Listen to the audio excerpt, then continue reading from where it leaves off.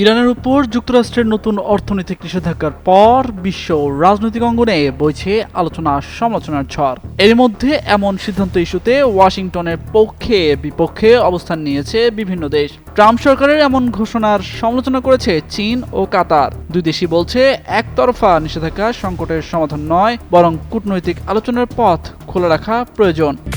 Lily whip shea mystic glowing body wash, secret to ultimate glow. এমন তথ্য দিয়ে একটি প্রতিবেদন প্রকাশ করেছে ইরাকি সংবাদ মাধ্যম শাফাক নিউজ।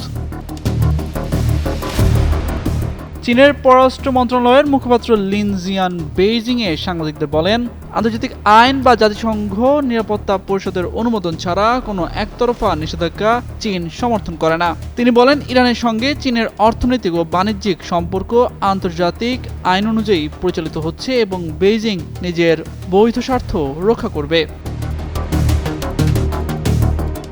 চীন বর্তমানে ইরানের সবচেয়ে বড় তেল ক্রেতা। তবে যুক্তরাষ্ট্রের নতুন নিষেধাজ্ঞার প্রথম দফায় বড় কোনো চীনা ব্যাংককে লক্ষ্যবস্তু করা হয়নি।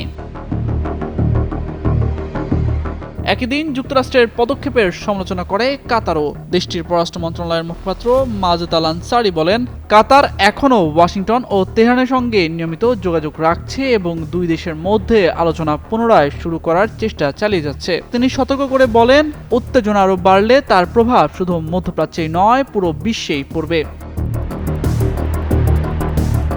গত 24 আগস্ট যুক্তরাষ্ট্র অপারেশন ইকোনমিক আউটকাস্ট নামে ইরানের বিরুদ্ধে নতুন অর্থনৈতিক অভিযান শুরু করে। মার্কিন অর্থমন্ত্রী স্কট বেসেন্ট জানান, এই অভিযানের লক্ষ্য ইরান এবং দেশটির অর্থনীতিকে সহায়তা করা ব্যক্তি ও প্রতিষ্ঠানের উপর চাপ বাড়ানো।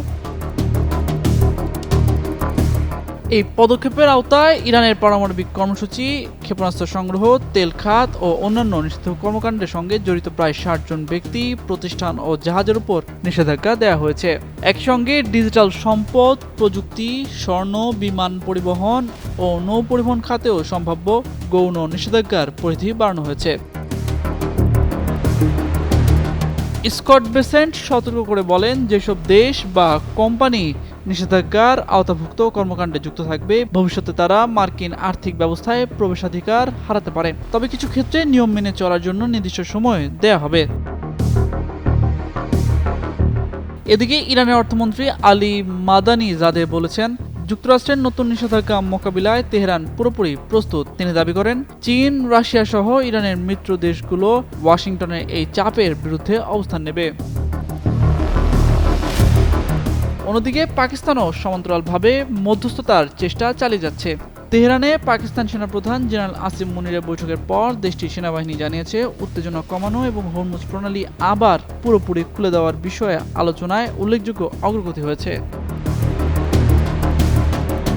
তামজিদ মির্জা, যুগান্তর নিউজ।